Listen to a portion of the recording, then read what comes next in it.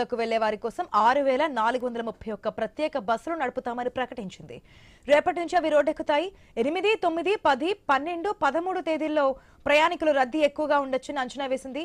తిరుగు ప్రయాణంలో 18, 19 తేదీల్లో రద్దీకి తగిన ఏర్పాట్లు చేశామని తెలిపింది.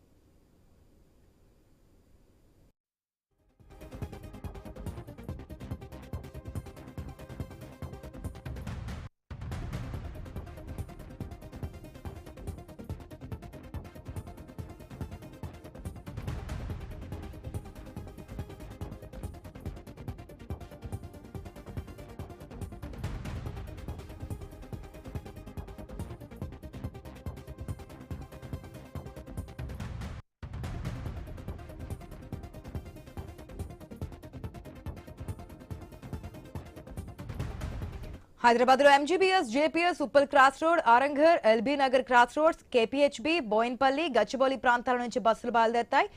జీవో నెంబర్ 16 ప్రకారం టికెట్ల ధరల్ని అదనంగా 50% వరకు పెంచుకునే అవకాశం ఉంది. సంక్రాంతి పండుగకు నడిపే ప్రత్యేక బస్సుల్లోనూ అదనపు ఛార్జీలుంటాయి. 9, 10, 12, 13 తేదీలతో పాటు 18, 19న మాత్రమే పెంచిన ఛార్జీలు అమలవుతాయి.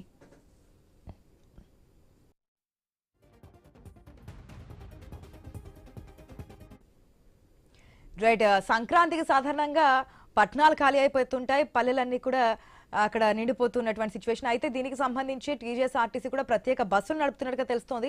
పూర్తి అప్డేట్స్ మా ప్రతినిధి ప్రవీణ్ ద్వారా తెలుసుకుందాం. Right, good afternoon Praveen. ప్రత్యేక సర్వీసుల్ని ప్రయాణికుల సౌకర్యార్థం టీజీఎస్ఆర్టీసీ ఏర్పాటు చేసినట్టుగా తెలుస్తోంది. డీటెయిల్స్ ఏంటి?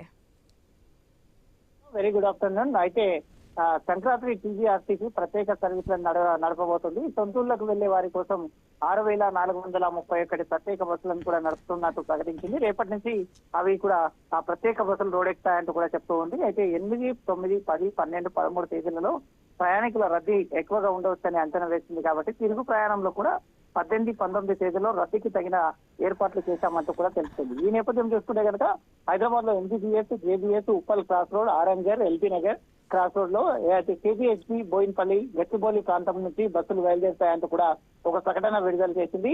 జీవో నంబర్ 16 ప్రకారం టికెట్ల ధరలని అదనంగా 50% వరకు కూడా పెంచుకునే అవకాశం ఉంది. సంక్రాంతి పండుగ నడిపే ప్రత్యేక బస్సులోనూ అదనపు ఛార్జీలు ఉంటాయంటూ కూడా చెప్తూ ఉంది. ఈ ఛార్జీలన్నీ కూడా 9, 10, 12, 13 తేదీలతో పాటు 18, 19న కూడా ఈ ఛార్జీలు అమలవుతాయంటూ కూడా చెప్తుంది. మిగతా రోజుల్లో యథావిధిగా కామన్ గా ఉండే టికెట్లు మాత్రమే కొనసాగిస్తామంటూ కూడా ఆర్టీసీ చెప్పిన నేపథ్యం కూడా చూస్తున్నాము. Right Praveen, thanks for the update.